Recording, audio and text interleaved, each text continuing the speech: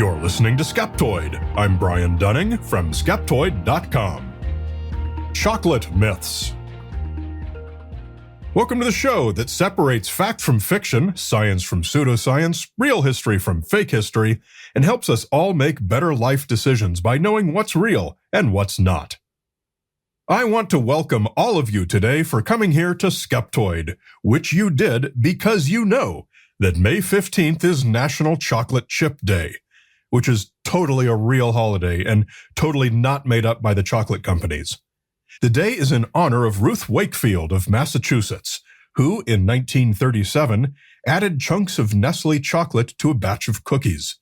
In exchange for a lifetime supply of chocolate, she sold them the right to put her recipe on their packaging, which they named for the place she worked, the Toll House Inn. I'm going to start with a really quick brief on chocolate, as these basics impact quite a few of our myths. Chocolate comes from the seeds of the cacao tree.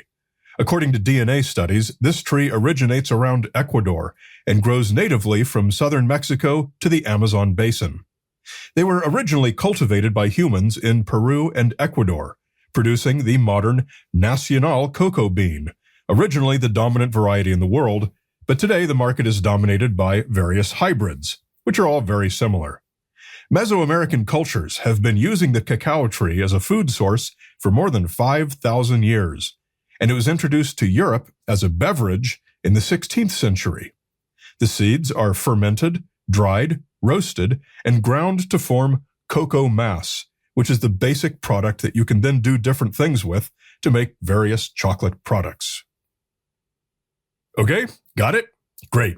So, now that chocolate invades every part of our lives, and rightfully so, we, being humans, have to ruin everything with conspiracy theories and false claims. So today, I present a roundup of some of those you're most likely to hear, beginning with myth number 1, chocolate is high in caffeine.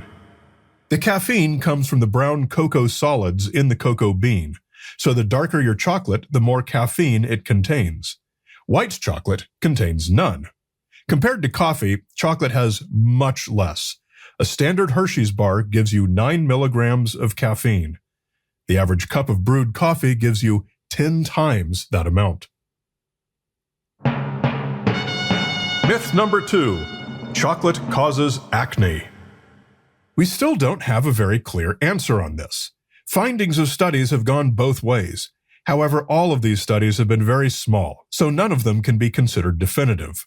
What we can say is that genetics plays by far the largest role, as that's what determines the size of our skin's sebaceous glands. Regardless, your overall diet's total intake of sugar, fat, and dairy is always going to be more important than any one given food. Myth number 3, chocolate comes originally from Africa. While it's true that most chocolate comes from Africa today, it didn't come from there originally, as we discussed in the intro. In the 1800s, Portuguese merchants brought cacao trees from Brazil to Ghana, and plantations quickly spread to grow the valuable commodity as demand exploded in Europe. Today, most chocolate comes from Ivory Coast and Ghana, where growing conditions and labor and economic conditions, more on that soon, were a perfect fit for the crop. Myth number 4, you should only eat chocolate made from cacao, not from cocoa. This is really dumb. Cacao and cocoa are exactly the same thing. The tree is usually called the cacao tree, and the bean, which is the roasted seed of the cacao, is usually called the cocoa bean. But as we see every day, clever marketing people go, aha, cacao is a much more exotic and exclusive sounding word than cocoa. We're going to go with that on our packaging. So of course you're going to hear that cacao is better than cocoa. They're exactly the same thing. Myth number 5, most chocolate is unethically sourced. So the chocolate industry in Africa is far bigger than that in South America. So by default, all the major chocolate companies get their product from Africa.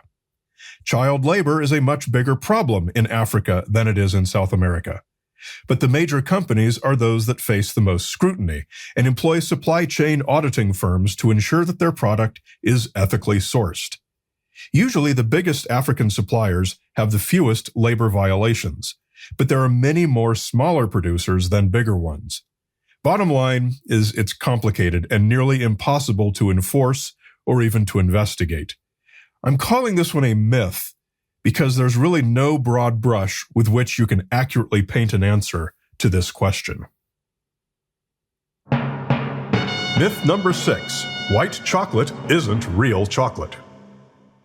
People can debate their own definitions all day long, but white chocolate is made from cocoa beans, so it's chocolate. Cocoa beans contain fat called cocoa butter, and this is what's used to make white chocolate. The brown cocoa solids are not used.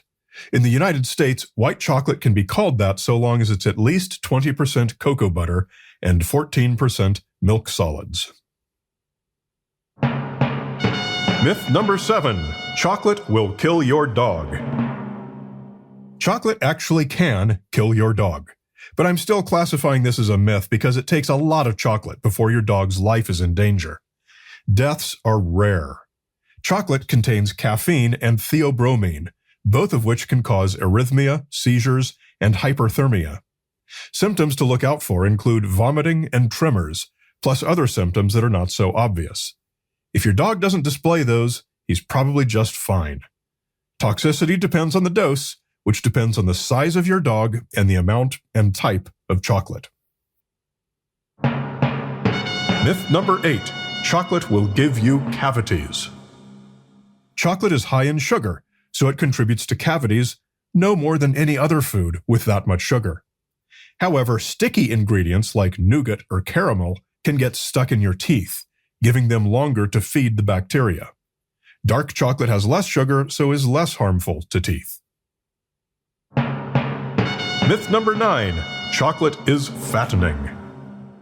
Chocolate does contain a lot of sugar and fat, but they won't expand your waistline any more than they would if you ate them as part of some other food.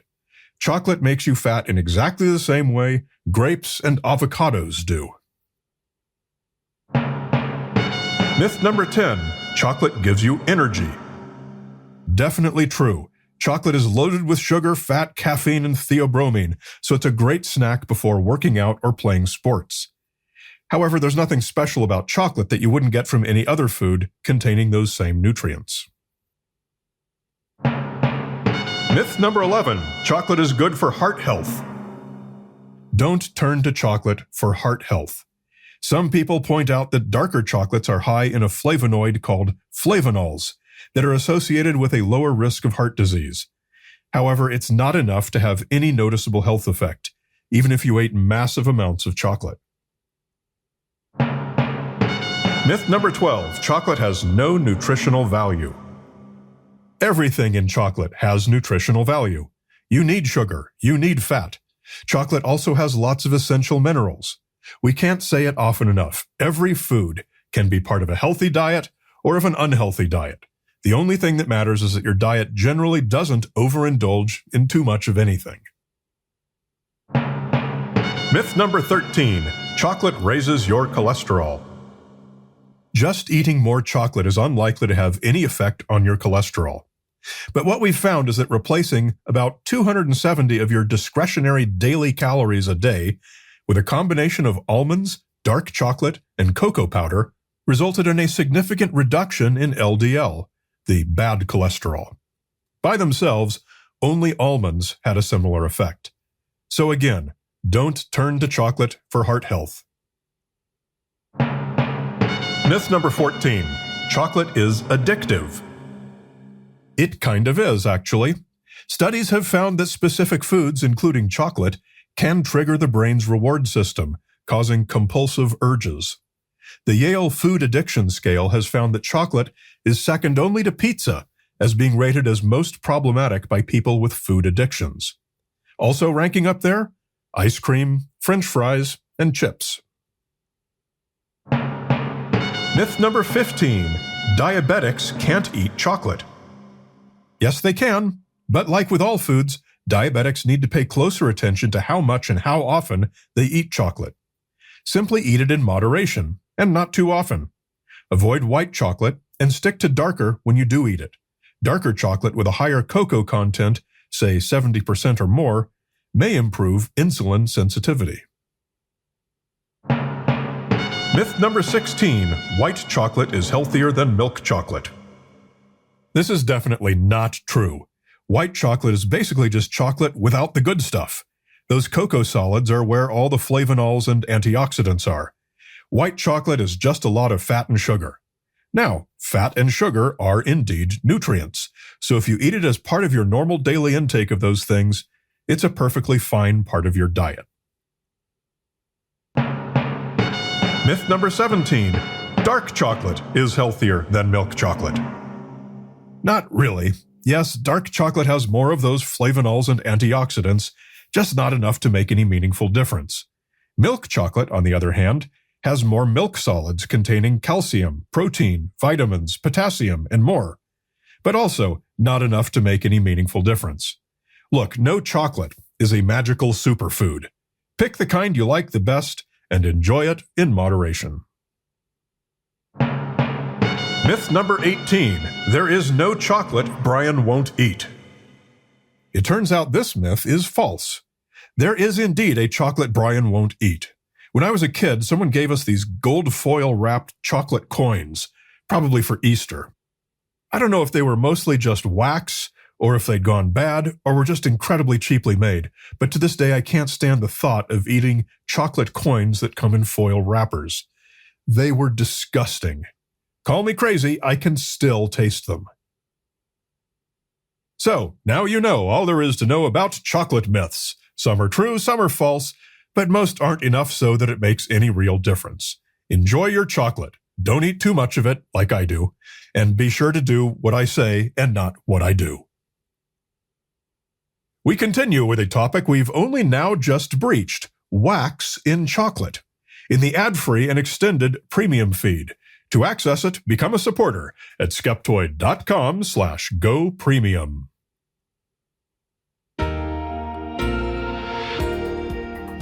A great big Skeptoid shout-out to our premium supporters, including Gail Knapp, Abra Sonnenstein, Mad Brad, Virginia's only skeptic, and of course, Marcos. Check out our 40-minute movie, Principles of Curiosity, that teaches the basics of scientific skepticism and critical thinking in a far-ranging journey that takes you from the depths of Death Valley to the highest points in space. It's free on YouTube and at principlesofcuriosity.com. And follow us on your favorite social media for even more great content. You'll find both Skeptoid and me, Brian Dunning, on all your favorite social media platforms. Skeptoid is a production of Skeptoid Media. Director of Operations and Tinfoil Hat Counter is Kathy Reitmeyer. Marketing Guru and Illuminati Liaison is Jake Young. Production Management and All Things Audio by Will McCandless. Music is by Lee Sanders. Researched and written by me, Brian Dunning. Listen to Skeptoid for free on Apple Podcasts, Spotify, Amazon Music, or iHeart. You're listening to Skeptoid, a listener-supported program. I'm Brian Dunning from Skeptoid.com.